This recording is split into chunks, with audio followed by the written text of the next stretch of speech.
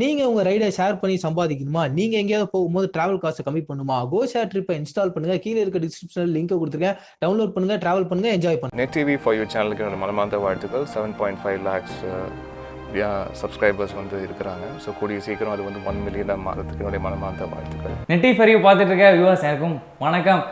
ஜனவரி 10 வந்து பேட்டா விஸ்வாசம் சொல்லிட்டு 2 படம் வந்து ரிலீஸ் ஆயிருக்கு. இதில் என்ன பார்க்க போகிறோம் அப்படின்னு பார்த்தீங்கன்னா, தளபதி ஃபேன்ஸ் வந்து விஸ்வாசம் படம் பார்க்கறதுக்கான சில காரணங்கள் என்னெல்லாம் சொல்லிட்டு தான் இந்த வீடியோவில் வந்து பார்க்க போகிறோம். என்னதான் தளபதினு சொல்லிட்டு பிரச்சனை இருந்தாலும் 3வது ஒரு மனுஷன் வந்து வரும்போது நாங்கள் எல்லாரும் வந்து ஃப்ரெண்ட்ஸாக தான் இருக்கோம் சொல்லிட்டு 3வது வரவங்க வந்து எதுக்கிறது வந்து உண்மையில ஒரு சூப்பரான மேட்ரு.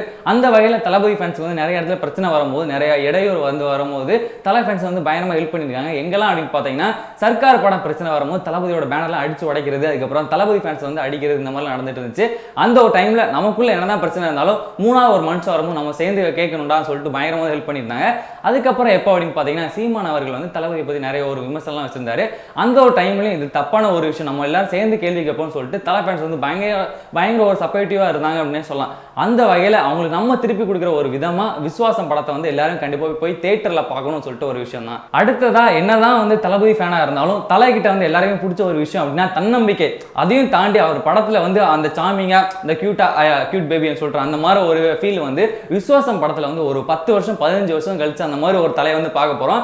அதுக்காக அந்த வாலி அந்த மாதிரி டைம்ல சிட்டிசன் அந்த மாதிரி எப்படி கியூட்டா இருப்பாரு, அந்த மாதிரி ஒரு தலையை வந்து ஒரு 15 வருஷம் கழிச்சு மறுபடியும் பார்க்கறதுனால தளபதி ஃபேன்ஸ் எல்லாருமே வந்து கண்டிப்பா விஸ்வாசம் படத்தை தியேட்டர்ல போய் பார்க்கணும். சிறுத்தை சிவா தல அஜித் இவங்க காம்பினேஷன்ல வந்து கிட்டத்தட்ட ஒரு 5 வருஷம் வந்து 4 படம் வந்து கொடுத்துட்டாங்க.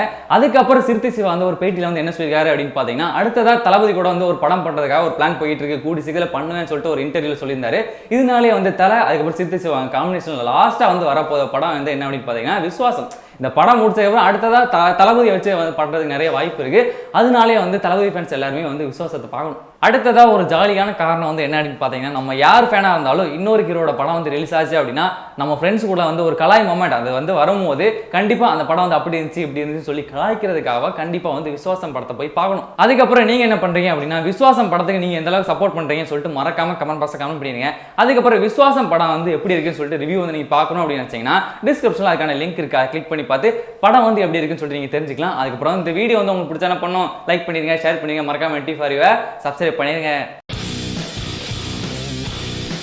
நெட் டிவி ஃபார் யூ சேனலுக்கு லைக் பண்ணுங்கள், ஷேர் பண்ணுங்கள், சப்ஸ்கிரைப் பண்ணுங்கள்.